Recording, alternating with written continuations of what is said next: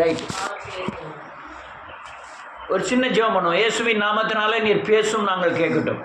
எங்களை உயிர்ப்பித்து பலப்படுத்தி வழி நடத்தும். இயேசு கிறிஸ்து மூலம் ஜெபிக்கிறேன் ஜீவன் உள்ள தகப்பனே, ஆமென். இப்போ அநேக சபைகளை பார்க்கும்போது எனக்கு பைத்தியக்காரத்தனமாகவும் அல்லது அந்த விசுவாசிகளை பார்க்கும்போது எதிர்கால வாழ்க்கையில் எந்தவித பாதுகாப்பு அற்றவர்களாய், கண் குருடாக்கப்பட்டவர்களாய், ஏமாற்றப்பட்டவர்களாய், திக்கற்றவர்களாய் இருப்பதை நான் பார்க்கிறேன். சபைகள் கட்டடங்கள் பெருசாக இருக்குது, ஆடம்பரமாக இருக்கிறது, பெரிய ஆடம்பரமாக இருக்கிறது. அல்லையா, நல்ல ஏசி போட்டிருக்காங்க, ஃபேன் போட்டிருக்காங்க, என்னெல்லாமோ பண்ணியிருக்காங்க. ஆனால் சத்தியம் கூட பாதி அளவு தான் போதிக்கப்படுகிறது. இந்த சத்தியம் பாதி போதிக்கப்படல. அல்லையா, சத்தியம் போதிக்கப்படுகிறது, அதன்படி நடக்க வேண்டும் என்ற போதனை இல்லை. அதனால் ஆனால் அந்த வேத வசனத்தின்படி நடக்கிறதுனால உண்டாகிற தேவ வல்லமையை குறித்தும் மறுரூபமானதை குறித்தும் அல்லது தேவ கிரியைகளை குறித்தும் ஒரு மாயையான நடிப்பான காரியங்கள் காணப்படுகிறது, ஏமாற்று வேலைகள் காணப்படுகிறது. நான் சொல்கிறது எவ்வளோ தூரம் நீங்கள் புரியுறீங்கன்னு தெரியல. புரிஞ்சுக்கிட்டீங்கன்னா நீங்கள் பாக்கியவான்கள். ஆனால் எனக்கு இயேசுவின் வாழ்க்கை வேண்டாம், இயேசுவின் வல்லமை வேண்டும் அப்படின்னு அநேகர் சபை நடத்துகிறது, விசுவாசிகள் எல்லாத்தையும் பார்க்கிறேன். இப்போ நான் இருக்கிறதுக்கு பக்கத்தில் பெரிய சர்ச் இருக்குது, அதனுடைய உறுப்பினர்கள் 200 பேருக்கு மேலே இருக்கும். ஆனால் இப்போ வர்றது 50 தான் இருக்கும். யாருன்னு கேட்டால் அந்த வாழ்க்கை முறை மாறி தேவ வல்லமை நமக்குள்ள கிரியை செஞ்சாதான் ஆட்கள் நிற்கும், இல்லைன்னா நிற்காது. அதே போல் நீங்கள் வாழ்க்கை முறைக்காக நீங்கள் ஜெபம் பண்ணாலும் அவங்களும் நிற்க மாட்டாங்க. யார் நிற்பாங்கன்னா தேவனால் அழைக்கப்பட்டவர்கள், வேதவசனத்தின்படி நடக்கிறவர்கள், அல்லையா மர்வமாக்கப்பட்டவர்கள், மனம் புதிதானவர்கள் மட்டும்தான் நிற்பாங்க. கிறிஸ்துவங்களுக்குள் உருவாக மட்டும் நான் கர்ப்ப வேதனைப்படுகிறேன்னு பவுல் சொன்னார். உலகத்தில் இருக்கிற எல்லா வேதனை பார்க்கலும் கொடிய வேதனை கர்ப்ப வேதனை. அந்த கர்ப்ப வேதனை ஒரு ஆளை நிலைநிறுத்துவதற்குள்ளாக, ஒரு ஆளை கரைதிரை அற்றவர்களாய் நிலைநிறுத்துவதற்குள்ளாக அந்த ஊழியக்காரன் படுகிற பிரயாசம் அதிகமாக இருக்கும். ஆனால் இப்போ இந்த சைடு பார்க்க போனீங்கன்னா அநேகர் வாழ்க்கை முறை மாறாமல், இயேசுவை போல மாறாமல், தேவ சாயலுக்கு மாற்றப்படாமல், சத்தியம் இல்லாமல், ஆனால் தேவன் செய்த அதே வல்லமையான கிரியைகளை செய்து கொண்டு இருக்கிறார்கள். நான் சொல்வதை நீங்கள் கவனமாக புரிந்து கொள்ள வேண்டும். இன்னைக்கு சர்ச்சைக்கு எதுக்கு போகிறாங்கன்னா, இப்போ பெரியப்பா ஒரு ஆள் உண்டு, அவர் சாமி கொண்டாடி. ஒரு கொடை வந்துட்டுனா, கோயிலுக்கு கொடை வந்துட்டுனா அவருக்கு 800 செட்டு இந்த வேஷ்டி துண்டுகளே வரும். 800 கூட 3 நாளும் வேட்டி கட்டுவாங்க, ராவு பகலும் அவருக்கு வேட்டி கட்டிகிட்டே இருப்பாங்க. அவர் ஊரில் பெரிய மனுஷர். ஆனால் அவர் அந்த ராத்திரி கோடாங்கி வந்தாங்கன்னா, கோடாங்கின்னு உங்களுக்கு தெரியுமே தெரியல, அவங்க ஒரு குரூப், அவங்கள பகலில் வெளியே பார்க்கக்கூடாது, அவங்க முகத்தில் முழிக்கவே கூடாது. தெரியுமாப்பா? நாங்கள் இருக்கவங்க பூரா அவங்க தான், இன்னும் இதில் லைனில் இருக்கவங்க பூராமே. ஆமாம், அவங்க ராத்திரி மட்டும்தான் வெளியே வருவாங்க. 6 மணிக்கு மேலே தான் வெளியே வருவாங்க. நைட்டுக்குள்ளே வீட்டுக்குள்ளே போயிடுவாங்க. இது ஒரு பயங்கர தீண்டாமை. அந்த லைனுக்கே நான் வரல. ஆனால் இவங்க ராத்திரி போல் ராப்பாடி அப்படின்னு சொல்லுவாங்க. ராத்திரி போல் சத்தம் போட்டு குறி சொல்லுவார்கள். பெரிய பெட்டி ஒரு ஆள் வச்சுருப்பாங்க, 3 பேர் வருவாங்க. பெரிய மணி ஒருத்தர் ஆள் வச்சுருக்கோம், பெரிய பந்தம் ஒரு ஆள் வச்சுருப்பார், ஒரு ஆள் வேஷம் போட்டிருப்பார். வேஷம் போட்டிருக்கும்போது குறி சொல்லுவார். இந்த குறி சொல்லும்போது தெருவில் நம்ம வீட்டுக்கு முன்னால் நின்றுக்கிட்டு குறி சொல்லுவார். அவங்க சொல்கிறது 4 கொம்பன், 4 கொம்பனுக்கு 3 கொம்பன், 3 கொம்பனில் 1 கொம்பன் அப்படின்லாம் சொல்லுவாங்க. ஆனால் அதை புரியுதுக்கே சங்கடம். யான்னு கேட்டால் இவங்க மனசில் என்னத்தை விரும்புகிறாங்களோ அதை புரிய விடாமல் அறகுறை புரியதுக்கு தான் அவருங்க அப்படி சொல்கிறாங்க. இந்த ஆட்கள் பூரா சொலவு நிறைய நெல், அரிசி, பணம் இதெல்லாம் அந்த வீட்டு வாசலில் வச்சுட்டு கதவுக்கு பின்னால் இருப்பாங்க. அவங்க எடுக்கும்போது அந்த குறி சொல்கிறவர் அந்த குறியை பற்றி சொல்லுவார், அந்த வீட்டை பற்றி சொல்லுவார். வீட்டை சொல்கிறது அவங்களுக்கு புரியவே செய்யாதே, ஆனால் சில காரியங்களை புரிஞ்ச மாதிரி அவங்களுக்கு தக்கன எடுத்துக்கிடுவாங்க. இவர் எந்த கோடாங்கி வந்தாலும் சரி, இந்த பாம்பாட்டிகள்லாம் வருவாங்க, அவங்களுக்கெல்லாம் சரி ஒவ்வொரு வேஷ்டி துண்டு கொடுத்துக்கிட்டே இருப்பார். யார் வந்தாலும் சரி வேஷ்டி துண்டு கொடுப்பார். ஏன்னா அது காலியாக்க முடியாது, 800 ஜோடியும் காலியாக்க முடியாது. அது மாதிரி இவருக்கு கொடுப்பாரு. கொடுக்கும்போது சொல்லிட்டாரு, அந்த ராப்பாடி போகும்போதே சொல்லிட்டாரு, ஐயா இந்த வீட்டுக்குள்ள உங்க முன்னோர்கள் வந்து பெரிய தங்க புதையில புதைச்சி வச்சுட்டாங்க, 6 அடிக்கு கீழே இருக்கு அப்படின்ட்டாரு. இந்த மனுஷனுக்கு இவர் ஏற்கனவே கொஞ்சம் துட்டு இருக்கு. ஆனால் அப்போ உள்ள வீடு, இந்த காரக்கட்டு வீடெல்லாம் நீங்கள் பார்க்கவே முடியாது. எங்கே பார்த்தாலும் மண்கட்டு தான், கூரை வீடு தான் இருக்கும். நான் சொல்கிற காலம் 80s 75 அப்படி அந்த லைனில் இருக்கும். அவர் என்ன பண்ணிட்டாரு, புதையல் இருக்குன்னு சொன்னோன்னா வீட்டில் மறுநாள் எல்லா குதில் எல்லா பானை கிண எல்லாத்தையும் வெளியே தூக்கி வச்சுட்டு தோண்ட ஆரம்பிச்சிட்டாரு. யாரு சொன்னது? ராப்பாடி சொன்னது. யாரு சொன்னது? அவன் அறகுறையா சொல்லக்கூடியது. எவ்வளவு இருந்தது? 6 அடிக்கு கீழே இருக்குன்னு சொன்னது. கரெக்டா ஒரு 6 அடி கம்பம் மாத்திரம் அளந்து வச்சுக்கிட்டு வீட்டை பூரா தோண்ட ஆரம்பிச்சார். தோண்டாரு எல்லா வீடு பூராமே தோண்டிட்டாரு. எல்லா கூரை எல்லாத்தையும் பிச்சு தூரம் போட்டுட்டு வீட்டில் இருக்கிற 2 சென்ட் இருக்க 2 சென்ட்டை பூரா 6 அடிக்கு தோண்டி பார்த்துட்டாரு. ஒண்ணுமே இல்லை.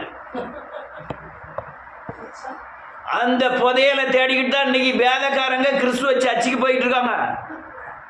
தோன்றான் வீடு பூரா போயிட்டு வீடெல்லாம் லாஸ் ஆயிட்டு, ஏதோ ஒரு நைப்பு ஆசையில தேவன் உன்னை ஆசீர்வதிப்பார்னு அவங்க சொல்ற வார்த்தையை இவங்க மனசுல கேட்டுக்கிட்டு எந்தவித மாற்றமும் இல்லாமல், எந்தவித கர்த்தரை சேவிப்பதும் இல்லாமல், எந்தவித வசனத்தையும் கைக்கொள்ளாமல் ஏதோ தேவன் ஆசீர்வதிப்பார்ங்கிற சொல்ற வார்த்தையை கேட்டு தானும் ஆண்டு தன் குடும்பத்தையும் நாசம் பண்ணுகிறார்கள். சிலருக்கு கோபம் வரலாம். எனக்கு கோபத்தை பற்றி எனக்கு ஒன்றும் பிரச்சனை இல்லை. ஆனால் காரியம் நடக்கிறது இதுதான். டேவிட் அரில்னு ஒரு ஆள் தென்காசியில் பஸ் ஸ்டாண்ட் பக்கத்தில் ஒரு மீட்டிங் போட்டார். அவருக்கு ஜோ பண்ணது ஆளுக்கு பூரா ஒவ்வொரு சின்ன கைக்குட்டை கொடுத்தாரு. இந்த துணியை கொண்டு போய் வீட்டில் வைங்க, ஆசீர்வாதம் வந்துடும், அல்லையா சுகம் வந்துடும்னு சொன்னார். எல்லா ஆளுகளும் பணத்தை கொடுத்துட்டு அந்த சின்ன துணி துண்டு அதை கொண்டு போய் யாரு பேதுரு ருமால் போட்டோன்னா குணமானாருன்னு அந்த வசனத்தை பிடிச்சிக்கிட்டு எல்லாருக்கும் ஒரு சின்ன துண்டு கொடுக்க ஆரம்பிச்சிட்டாரு. வந்தவங்க எல்லாரும் துண்டு வாங்கிட்டாங்க. நீ வாங்கினா? ஆமா.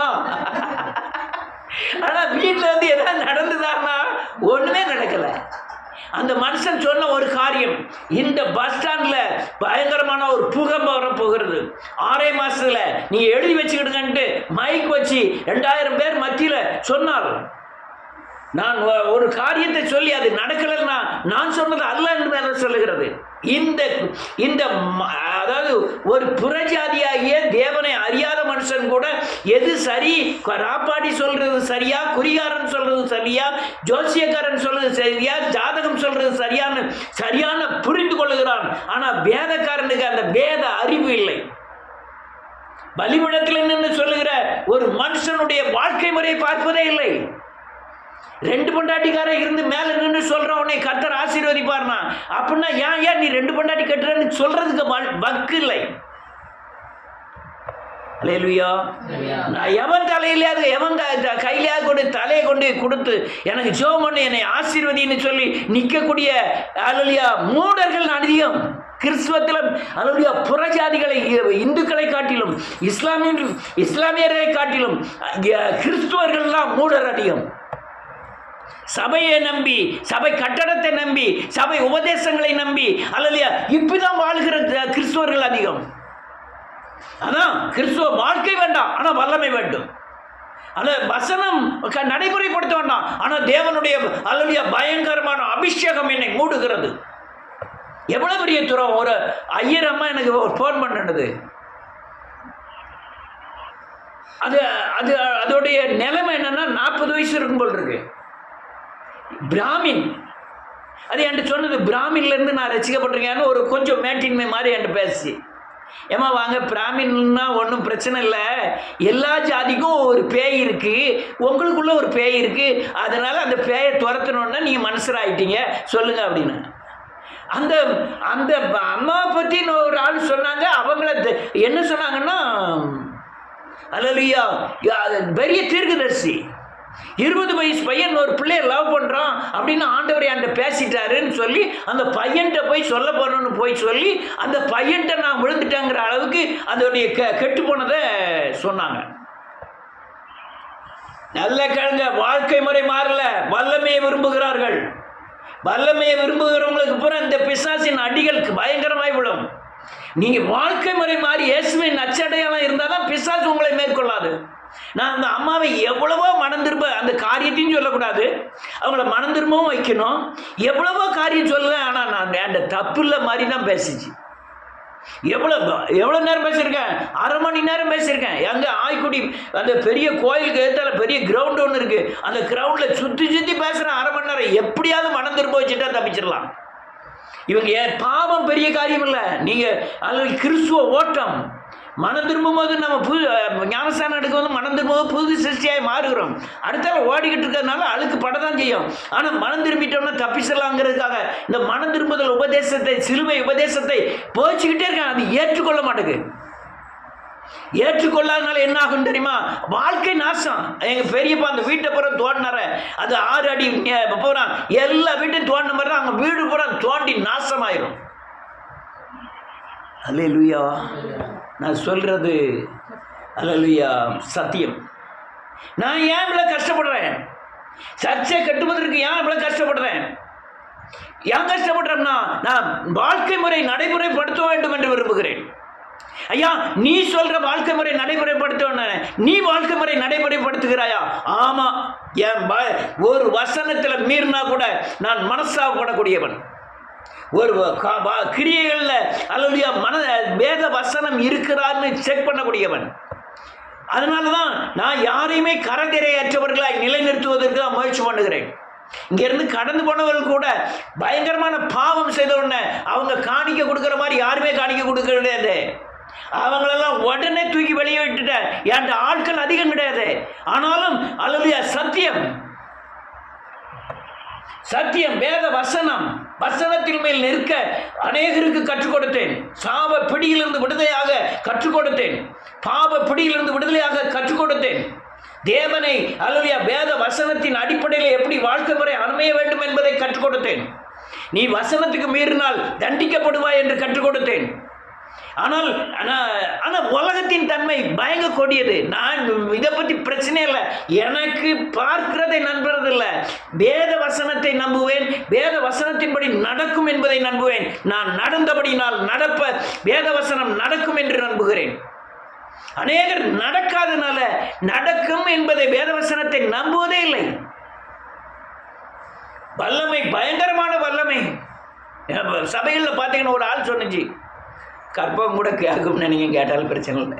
இந்த பணக்காரர் வந்தார், எங்கள் அந்த கற்பம் வீட்டுக்காரரு பயங்கரமாக அருள் இறங்குது, பயங்கர அபிஷேகத்தில் இறங்குறாரு அப்படின்லாம் என்கிட்ட சொன்னார். எனக்கு அபிஷேகத்தில் நிரம்புறது பெரிய காரியம் கிடையாது. அது காரியமே கிடையாது. நீ சத்தியத்தில் நடக்கணும், அதான் முக்கியமான காரியம். வேத வசனத்தில் நடக்கணும், அதான் முக்கியமான காரியம். அவர் ஒரு 2 வாரம் போயிருக்காரு, இங்கே 2-3 வாரம் வந்தார். அதுக்கப்புறம் அங்கே போனார். அங்கே போயிட்டு வந்தோடனே என்கிட்ட சொல்கிறாரு, நான் எப்போவுமே 100 ரூபாய்க்கு விற்றா கூட 10 ரூபாய் தூக்கி வச்சுருவேன், 1000 ரூபாய்க்கு விற்றா 100 ரூபாய் தூக்கி வச்சுருவேன், தசம பாகம் கொடுத்தா நீ ஆசீர்வதிக்கப்படும்னு 2 வாரத்தில் கற்றுக் கொடுத்துட்டாங்க. ஆனால் இயேசுவை போல மாறணும்னு நான் 1 வருஷம் கற்றுக் கொடுத்துட்டு இருக்கேன். அதை ஏற்றுக்கொள்வார் இல்லை. அந்த காணிக்க 2 வாரத்தில் 10 ரூபாய் எடுத்து வைக்கணும் அப்படிங்கிறத கற்றுக் கொடுத்து அவர் தீவிரமாக நிற்கிறார். அந்த 10 ரூபா கொடுத்தா எனக்கு கர்த்தருடைய ஆசீர்வாதம் வரும். எவ்வளவு பெரிய முட்டாள்தனம், எவ்வளவு பெரிய கொடுமை. அல்லேலூயா. நான் மனம் திரும்பாதவன்கிட்ட காணிக்க வாங்கிறதில்ல, பாவம் செய்கிறவன்கிட்ட காணிக்க வாங்கிறதில்ல. தேவனை சேவிக்கிறவன்ட்ட காணிக்க வாங்குறது இல்லை. நான் காணிக்க வாங்கினா அவங்க ஆசீர்வதிக்கப்படுவாங்கன்னு எனக்கு நல்லா தெரியும். ஆனால் எவரையும் காணிக்க வாங்குவதற்காக ஜபர்தஸ்தி ஹிந்தி அதில் கண்டிப்பு பண்ணினதில்லை. இதெல்லாம் காரியங்கள். அதனால வசனத்தை வாசிப்போம். வசனம் இல்லாமல் நம்ம பேசிக்கிட்டே போகக்கூடாது. நல்லா புரிஞ்சுக்கிடுங்க. வார்த்தை தான் இயேசு. இயேசு தான் வார்த்தை. வார்த்தை தான் வாழ்க்கை. நீ வார்த்தையை விசுவாசித்து நீ வாழ்க்கையில் நடந்து வார்த்தையை விசுவாசித்து வார்த்தையை நீ அறிக்கை செய்தால் உங்களுக்கு நடக்கும், காரியங்கள் நடக்கும். இப்போ ஒரு பல மாதங்களாய் இந்த வார்த்தையை நீங்கள் சொல்லணும், வாயில் வைக்கணும், இருதயத்தில் வைக்கணும், வாயில் அறிக்கை சொல்லணும்னு நான் அநேக நேரம் சொல்லியிருக்கிறேன். உங்களால் ஏன் சொல்ல முடியல? யாராவது சொன்ன ஒரு ஆள் சொல்லுங்க பார்ப்போம். ஏன் முடியல? வேத வார்த்தையின்படி நடந்தால் தான் அந்த வார்த்தையை அறிக்கை செய்ய முடியும். இருதயத்தின் நிறைவினால் வாய் பேசும். அதனால வார்த்தையினாலே நீங்கள் வாழ்க்கை முறை மாற்றி வார்த்தையை இருதயத்தில் நிலைநிறுத்தி நீங்கள் அறிக்கை செய்யணும்னா உங்கள் வாழ்க்கை முறை வார்த்தையின்படி இருக்கணும். வார்த்தை உங்கள் இருதயத்தில் நிரப்பப்படும். அந்த வார்த்தையை நீங்கள் அறிக்கை செய்தால் அது அப்படியே வல்லமையாய் வெளிப்படும். அல்லேலூயா.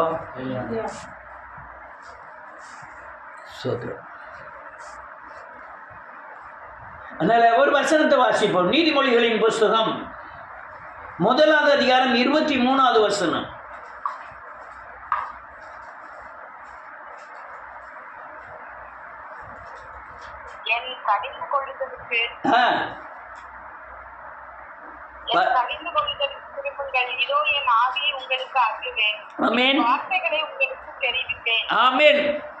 இந்த கடிந்து கொள்ளுதல் இருக்கா சபையில? நான் இப்ப பேசுறது கடிந்து கொள்ளுதல். நான் ஒரு சபையில் என்னை பேச கூப்பிட்டுருந்தாங்க. போய் பேசும்போது சொன்னேன், அல்லையா இப்படி சத்தியத்தை இது வந்து தீவிரமான எச்சரிப்பு கூட கிடையாது, நீ சத்தியத்தில் நடக்கணுங்கிறதான். அவர் என்னை கூப்பிட்டு சொன்ன ஒரு வார்த்தை என்ன தெரியுமா? ஐயா 7 நாள் ரொம்ப சங்கடப்பட்டு வந்துட்டு வேலை செஞ்சுட்டு ஞாயிற்றுக்கிழமை வேலைக்கு சர்ச்சுக்கு வந்திருக்காங்க. அவங்களுக்கு ஆதரவாக அன்பாக 4 வார்த்தை அழகாக குளிர்ற மாதிரி பேசுங்க ஐயா அப்படிங்காரு. என் கடிந்து கொள்ளுதலுக்கு திரும்புங்கள். வசந்த் வாசிப்போம்.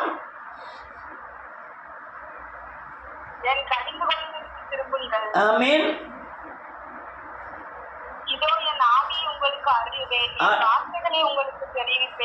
ஆமென். போதும். வேதம் கடிந்து கொள்ளுது திரும்புதுங்கள்னா வாழ்க்கை முறை. அப்போ என் ஆவியவன் தருவது அது வல்லமை. நீங்க தேவ வசனை கோணத்தில் வாழ்க்கை முறைக்கு வந்தாதான் ஆவியின் வல்லமை வெளிப்படும். சேர்மாதவில் அநேகர் அந்நிய பாஷை பேசுவாங்க, தீர்க்க தரிசனம் சொல்லுவாங்க. ஒருத்தருக்காது இயேசுவை பற்றி தெரியாது, ஒருத்தருக்காது. ஆனால் அவர்கள் போல உருப்பட்ட மாதிரியும் தெரியல. இன்னைக்கு பார்த்தீங்கன்னா அவங்க இல்லை. அநேகர் காயப்பட்டிருக்காங்க, அநேகர் இயேசுக்குள்ளே இல்லை. ஏன்? அங்கே சேர்மதி மட்டுமல்ல, நீங்கள் உங்கள் பக்கத்தில் இருக்கிற சர்ச்சுகளை எல்லாம் செக் பண்ணி பாருங்க. நான் புளியரையிலிருந்து ஆலங்குளம் வரையும் அநேக தீர்க்கதரிசிகள் தெரியும். அவ்வளோ பேர் அவங்களுடைய முடிவும் எனக்கு தெரியும். அவங்களுடைய முடிவும் எனக்கு தெரியும். மேலாரத்துலாம் 2-3 தீர்க்கதரிசி இருந்தாங்க. வீட்டு வாசலில் 5 மணிக்கு வந்து ஆட்கள் உட்காந்துருக்கோம் தீர்க்க தரிசனம் கேட்பதற்காக. கொஞ்ச நாளில் அவங்க நிலைமை ரொம்ப மோசமாயிட்டு அவங்க வீழ்ந்த வீடே 2ஆக கீறிட்டு அந்த வீட்டிலே இருக்க முடியாமல் போயிட்டு. பிசாசினுடையது. நல்ல கலங்க. வாழ்க்கை முறை மாறாமல் ஒருவர் தீர்க்க தரிசனம் சொன்னால், தேவ கிரியைகளை சொன்னால் அது பிசாசு உடையது. அதே போல ஊழியர்களும் தன்னுடைய வாழ்க்கை இயேசுவின் சாயலுக்கு ஒப்பாய் மாறாமல் பிரசங்கிக்கிற ஒவ்வொரு வார்த்தையும் பிசாசினுடையது. அவர்கள் உருவாக்குகிற மனுஷர்களும் பிசாசினுடையவர்கள். அவர்கள் அப்படி உருவாக்கும் போது அவர்கள் இந்த பூமியில அல்லையா பாதுகாப்பாக இருக்கவே முடியாது. நான் நிறைய பேரை சாட்சியாக சொல்ல முடியும். நிறைய பேரை அல்லையா வாழ்க்கை மாறாமல் வல்லமையை பயன்படுத்தின அநேகர் வாழ்க்கையில் தோத்து போனதை கண்டிருக்கிறேன். மறுமைக்காக மட்டுமல்ல, கிறிஸ்துவ ஜீவியம் இந்த பூமியிலும் கூட நீ சுயித்திருக்க வேண்டும், வாழ்ந்திருக்க வேண்டும், பாதுகாப்பாக இருக்க வேண்டும். அநேகர் பிரசங்கிக்கிறார்கள் மறுமையில் தான் நல்லா இருப்பான், இங்கே கஷ்டம் இல்லை. நீங்கள் மறுமையில் நல்லா இருப்பதற்கு இயேசுவை போல மாறினா, இயேசுவின் சாயல் கோப்பாய் மாறினா நீங்கள் பூமியிலும் நல்லா இருப்பீர்கள். பிசாசை ஜெயித்து சாபத்தில் இருந்து விடுதலையாகி, பாவ பிடியில் இருந்து விடுதலையாகி, சுவாபம் மாறி, இயேசுவை போல மாறி, சமாதானமாய் சந்தோஷமாய் விடுதலையாய் இந்த பூமியில் வாழ முடியும். இன்னொரு வசனத்தை வாசிப்போம். மத்தேயு எழுதின சுவிசேஷம் 7வது அதிகாரம் 24வது வசனம். மத்தேயு 7:24.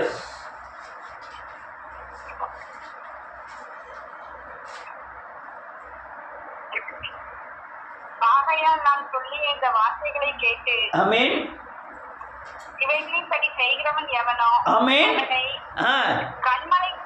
அவனை கண்மலையின் மேல் தன் வீட்டை கட்டின புத்தியுள்ள மனுஷனுக்கு ஒப்பிடுவேன். அதான் வாழ்க்கை முறை.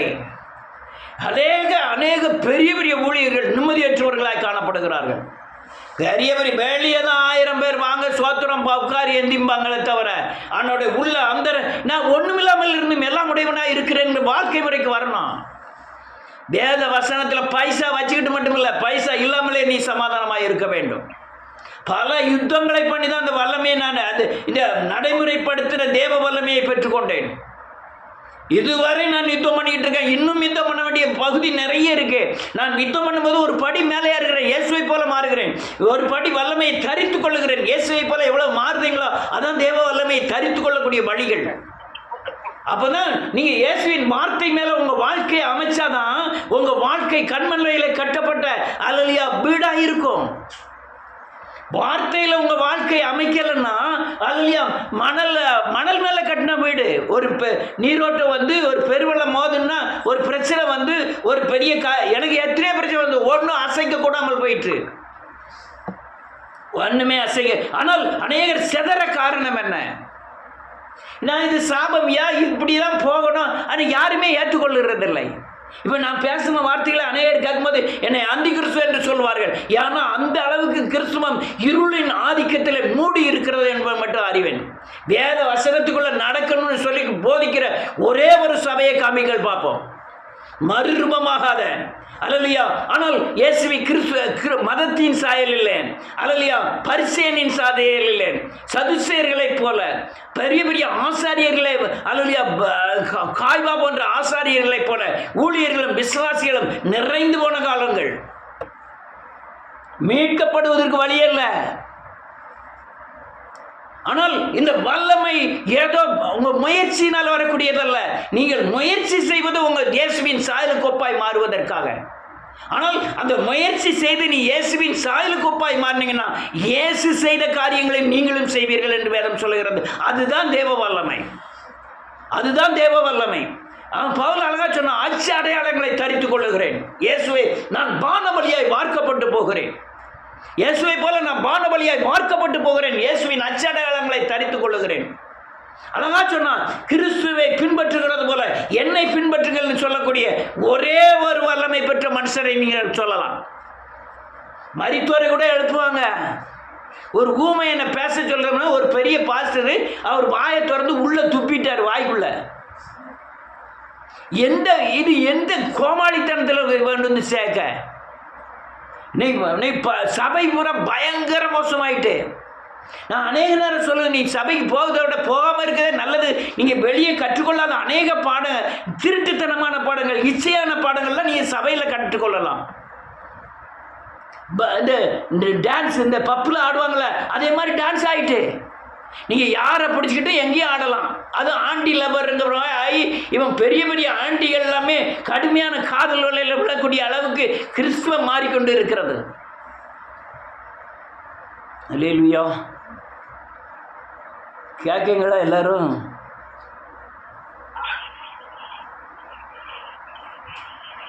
இதுதான் நடந்துகிட்டு இருக்கு. நீங்க எப்படி தப்பிக்க போறீங்க? ஒரே ஒரு வழி. நீங்கள் கிறிஸ்துவத்தில் 50 வருஷம் இருக்க, 25 வருஷம் இருக்க, நான் 60 வருஷம் இருக்கிற சொல்கிற அநேகர் இன்னும் சாபத்திலிருந்து விடுதலை அல்ல. சாபத்தை குறித்து பேசினாலே அந்த கிறிஸ்து என்று பேசுகிறார்கள். பாவ பிடியிலிருந்து விடுதலைன்னா என்னை கோமாளித்தனமாக நினைக்கிறார்கள். ஒரு சபை கட்டிடத்தை இருந்தால் தான் அவன் தேவ ஊழியன் என்னை மதிப்பிடப்படுகிறான். அவன் ஒரு கார் இருந்தால் தான் மதிப்பிடப்படுகிறான். அது அல்ல ஊழியம். இயேசு கிறிஸ்துட்ட காரும் கிடையாது, பெரிய கட்டடமும் கிடையாது. 12 விசுவாசிகள் தான் அவர்கிட்ட இருந்தது. 12 விசுவாசிகள். ஆனால் சென்ற இடமெல்லாம் அல்லது நடந்தாய் அவர் ஊர்வலமாய் மாறினது. நின்னார்னா அது பொதுக்கூட்டமாக மாறிட்டு. அது ஏன்னா அவர் மேலே தேவ வல்லமை இருந்தது, அல்லையா, பிதாவின் சாயல் இருந்தது. நீங்க மாறணும். இயேசுவை போற மாறாம வருகிற எந்த அற்புதமும், எந்த அடையாளமும், எந்த வல்லமையும், எந்த அபிஷேகமும் தேவனை சார்ந்தது அல்ல. எந்த வல்லமையும் தேவனை சார்ந்தது அல்ல. அபிஷேகத்தில் நிரம்புங்க பிசாசுகள். இயேசுவை சாராத, இயேசு மனம் திரும்பாத, அல்லேலூயா, வசனங்களை கைக்கொள்ளாத ஒரு அபிஷேகம். அது எங்கிருந்து வருகிற அபிஷேகம்? பிசாசின் இடத்திலிருந்து வர்ற அபிஷேகங்கள்.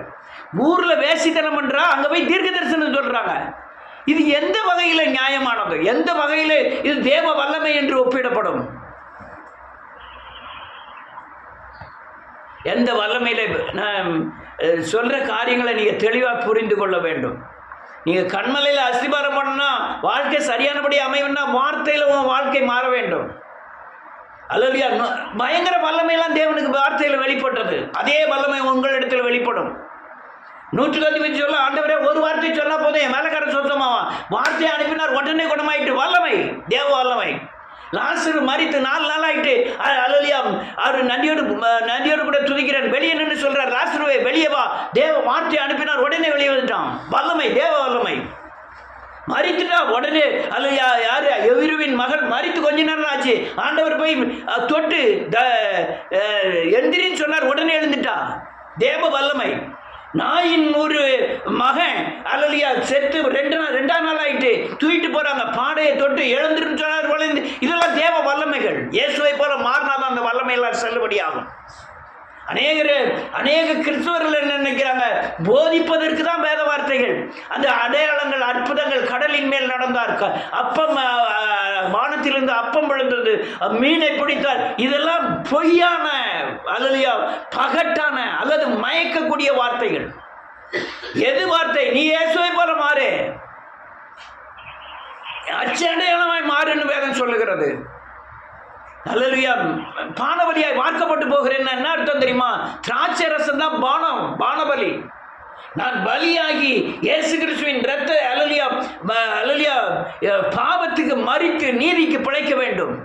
நான் சிலுவையில சென்று என் பழைய மனுஷனை கொல்ல வேண்டும். அதுதான் பலி, அதுதான் பலி. இரத்த சிந்துதல் இல்லாமல் பாவ மன்னிப்பு இல்லைன்னு வேதம் சொன்னாரு. இரத்த சிந்துதல் அந்த சரீரத்தில் ஓடுற சிவப்பு ரத்தம் அல்ல. கொலை செய்யப்படுவதுதான் இரத்தத்தின் அடையாளம். பலியாவதுதான் இரத்தத்தின் அடையாளம். நீங்க இயேசு கிறிஸ்துவுக்காய் உங்க பழைய மனுஷனை சிலுவையில கொல்லணும், பலியாக்க வேண்டும்.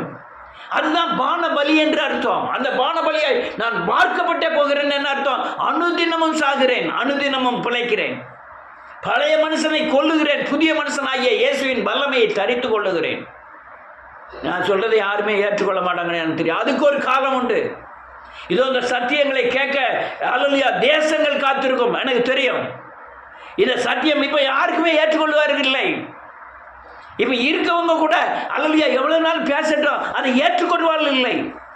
ஆனால் தீவுகள் காத்திருக்கும் வேதம் சொல்றது. சத்தியத்துக்கு தீவுகள் காத்திருக்கும். ஒரு நாளைக்கு இந்த சத்தியம், இந்த பிசாசின் கிரியைகள் சபைகளில் அசைவாடுகிற இந்த இயேசு அல்லாத வல்லமையை செலுத்துகிற இந்த வல்லமைகளை தேவன் அழிக்கும் பொழுது தேவ வல்லமை சபைகளில் வெளிப்படும். சொன்ன ஒரு காரியமாவது தரையில விழுந்து போகவில்லை, விழுந்து போக தேவன் விடவில்லை. உங்களுக்கு தெரியுமா தெரியாதோ? பலிபீடத்தில் தேவன் என்னை கொண்டு சொன்ன ஒரு காரியமாக இது நடக்காமல் இருந்ததில்லை. எல்லாம் நடந்து. இது கண்டிப்பா நடக்கும்.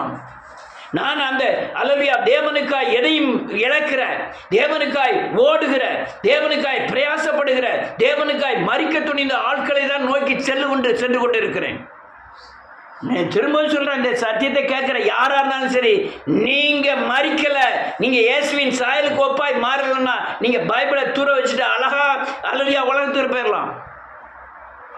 நீங்க போயிடலாம். நான் லேசா சொல்லிட்டேன். நீங்க அப்படி மாறலன்னா போகத்தான் வேண்டியது இருக்கும். நீங்க ஏன்னா தானே பைபிள் இல்லாம, பாட்டு புஸ்தகம் இல்லாம, நேரம் சரியில்லாம இப்படிலாம் சபைகளில் வர்றவங்களாம் நிற்க முடியாது. நீதிமானுடைய சபைகளில் பாவிகள் நிலை நிற்பதில்லை. இதெல்லாம் தெளிவாய் புரிந்து கொள்ளுங்கள். உங்களுக்கு தேவ வல்லமை வெளிப்பட வேண்டும். அநேக வல்லமை வெளிப்படுத்தினார் தேவன். ஒரு வசனத்தை வாசிப்போம்.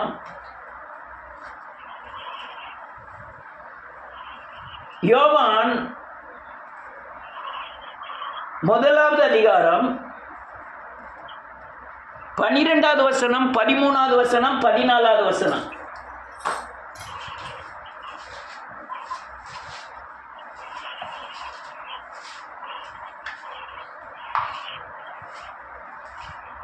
அவருடைய நாமத்தின் மேல் விசுவாசம் உள்ளவர்களாய், இயேசுவின் நாமத்தின் மேல் விசுவாசம் உள்ளவர்களாய் அவரை ஏற்றுக்கொண்டவர்கள் எத்தனை பேர்களோ அத்தனை பேர்களும் தேவனுடைய பிள்ளைகளாகும்படி அவர்களுக்கு அதிகாரம் கொடுத்தார். இங்க என்ன எழுதியிருக்கு தெரியுமா? நான் கண்டதும் கேட்டதும் தொட்டதும் ஆகிய இயேசு. இந்த வார்த்தை உங்களுக்குள்ள அல்லேலூயா இயேசுவின் அச்சடையாளமாய் மாறுகிறது தான் என்னை விசுவாசிக்கிறதின் அடையாளம். அந்த அச்சடையாளமாய் மாறணும். அடுத்தால என்ன எழுதியிருக்கு? அவர்கள் இரத்தத்தினாவது மாம்ச சித்தத்தினாவது ஆமென் புருஷனுடைய சித்தத்தினாவது பிறவாமல் தேவனாலே பிறந்தார். அதனால சொன்னாரு, ஆண்டவர் சொன்னாரு, இரத்தத்தினால உலகத்தின் சக்தியினால். நான் இது 2வது பிறவியை சொல்றாரு, இந்த சரீர பிறவியை சொல்லல. நீ மாம்ச சித்தத்தை அழியாக்காம, மாம்ச பிறவிகளை அழிக்காம நீ ஆவியில பிறக்கவே முடியாது. நீ வார்த்தையில நடக்காம, உங்க பழைய மனுஷனை கொல்லாம நீங்க திரும்ப பிறக்கவே முடியாது. நான் திரும்ப பிறந்தவரை பார்க்கவே இல்லை. மறுபடி பிறந்தவர்கள் கிறிஸ்தவர்கள்ல அநேகரை நான் கொஞ்சம் பேர் இருக்கிறாங்க, அவங்க மறைவா இருக்கிறார்கள். மறுபடி பிறந்தவர்களை நான் பார்க்கவே இல்லை. ஐயா ஜெபம் பண்ணுறவர்களை பார்க்கவே இல்லை. சபைகளில் ஜெபம் பண்ணாங்க, வீட்டில் ஜெபம் பண்ணாங்க, ஒருத்தர் கூட கிடையாது. வேத வசனத்தை வாசிக்கிறவர்கள், வேத வசனத்தை அல்லது விசுவாசிக்கிறவர்கள் ஒருத்தர் கூட பார்க்கல. என்ன இப்படி சொல்றான்னு நினைக்கிறீங்களா? உண்மை, நான் சொல்ற காரியங்கள் உண்மை. தனியா வீட்டில் முழங்கால் படிக்கிட்டு ஜெபம் பண்ணவங்க, தனியா வேதத்தை வாசிச்சவங்க ஒருத்தர் கூட கிடையாது. ஆனால் ஆண்டவர் சொன்னார், ஒரே ஒரு மனுஷனை தேடினேன், ஒருவனும் காணும். எல்லாம் இன்டர்நெட்ல செய்தியை பார்த்து தான் அதில் 1000 பேர் வர்ற சபையில் போதிக்கப்படுகிறது. அவங்களுக்கு இங்கிலீஷ் தெரியுது, அதில் நெட்வொர்க் தெரியுது, எல்லாத்தையும் அங்கே தேடி கண்டுபிடிச்சி யாராவது பிரசங்கித்த காரியங்களை வச்சுக்கிட்டு அதை அப்படியே இங்கே ஒப்பிக்கிறாங்க. அல்லேலூயா. அடுத்தால என்ன எழுதியிருக்கு? இப்ப இவங்க மாம்ச சித்தத்துல பிறக்கல, புருஷ சித்தத்துல பிறக்கல. இவங்க ஆவியினால் பிறந்தவர்கள், திரும்ப பிறந்தவர்கள். அடுத்தால அந்த வார்த்தை மாம்சமாகி, நல்ல கவனிங்க, அந்த வார்த்தை நம் மாம்சத்தின் கிரியைகளை அழித்து தேவ மாம்சமாகிய மகிமையின் சாயலுடைய மாம்சமாகி கிருபையினாலும் சத்தியத்தினாலும் நிறைந்தவராய். கிருபையும் சத்தியத்தும் நிறைந்ததுதான் நீ மறுபதியத்தின் அடையாளம். நான் இப்ப பேசுறது பூராமே சத்தியம், வசனத்தை அல்ல. இது மறைவு அநேகருக்கு புரியல. ஒரு பெரிய ஊழியக்காரர் எனக்கு எழுதியிருக்காரு, நீ ஒரு அந்திகிறிஸ்துன்னு எழுதியிருக்கிறார். உண்மையை சொல்ற, உடனே அழிச்சிட்டேன். ஏன் முட்டாள் நீ? அவர் இப்போ கேட்பாரு, நீங்க கேட்டா கேட்டு முட்டாள், அடி முட்டாள். யான்னு கேட்டா வேத வசனம் தெரியுது, அதுல மறைந்திருக்கிற சத்தியம் தெரியல, அப்ப முட்டாள் தானே. சத்தியத்தை அறிவீர்கள், சத்தியம் உங்களை விடுதலையாக்கும். வசனத்தின்படி நடந்தாதான் சத்தியம் வெளிப்படும். நீங்க வசனத்தின்படி நடக்கலாம், உங்களுக்கு சத்தியம் வெளிப்படாது. அடுத்தால என்ன எழுதியிருக்கு? நமக்குள்ளே வாசம் பண்ணினார். அந்த சத்தியத்தினாலும் கிருபையினாலும் நமக்குள்ள வாசம் பண்ணணும். அப்பதான் நடக்கிற காரியங்கள் இது சத்தியமா இல்லையாங்கிறத புரிந்து கொள்ள முடியும். அநேகர் புரிந்து கொள்ளக்கூடிய சக்தி இல்லை. அப்படி நீ மாறினா தேவ மகிமை உங்க மேல காணப்படும். அநேகர் எல்லாம் மாயமாலங்கள், எல்லாம் மாயமாலங்கள். வாலிப பிள்ளைகள் பூரா சில சர்ச்சில் போய் சேருது. ஏன் தெரியுமா? நல்ல ஒருத்தர் பிடிச்சிட்டு ஆடலாம்.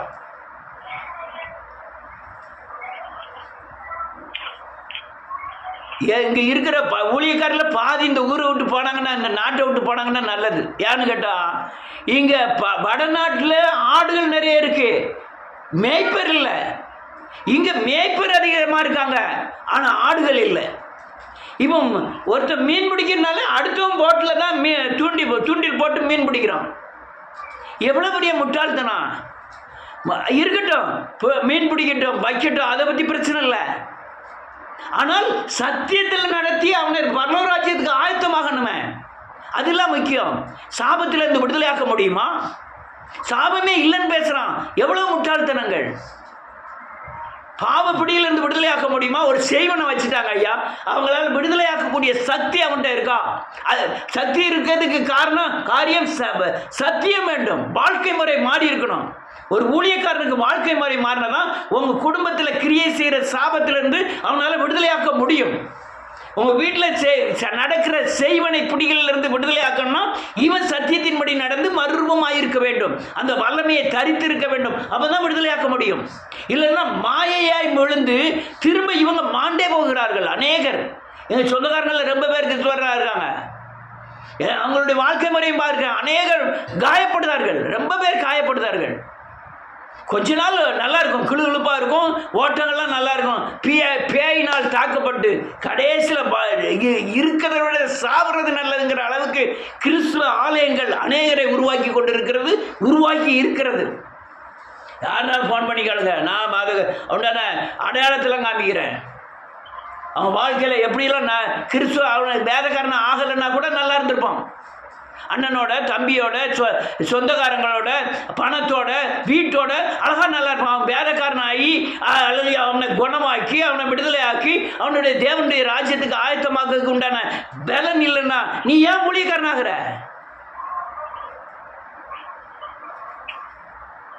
அல்லேலூயா. இதெல்லாம் காரியங்கள், நிறைய காரியங்களை சொல்லிட்டேன். நீங்கள் புரிஞ்சுக்கிட்டா நீங்கள் தப்பிச்சுக்கிடுவீங்க.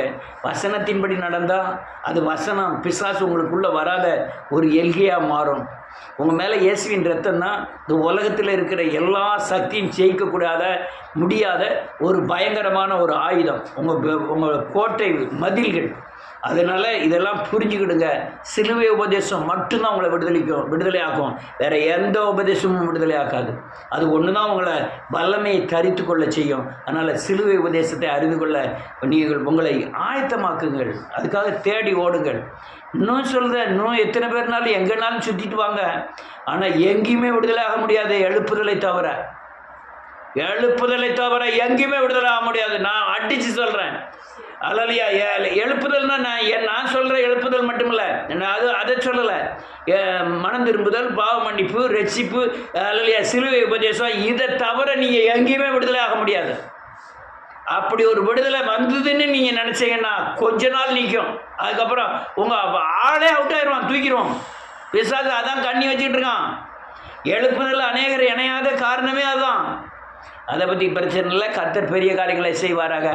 அல்லேலூயா. அதனால் நீங்கள் வார்த்தையின்படி நடந்து இயேசுவை போல மாறி தேவ வல்லமையை தரித்து கொண்டு இந்த பிசாசின் கிரியைகளை ஜெயித்து, சாபத்தை ஜெயித்து, பாவ பிடியிலிருந்து விடுதலையாகி சமாதானமான தேவ வல்லமையாகிய சமாதானமாக விடுதலையான வாழ்க்கை வாழ உங்களை கர்த்தர் மென்மேலும் ஆசீர்வதிப்பாராக. எல்லாரும் முழங்கால் படியிடலாம்.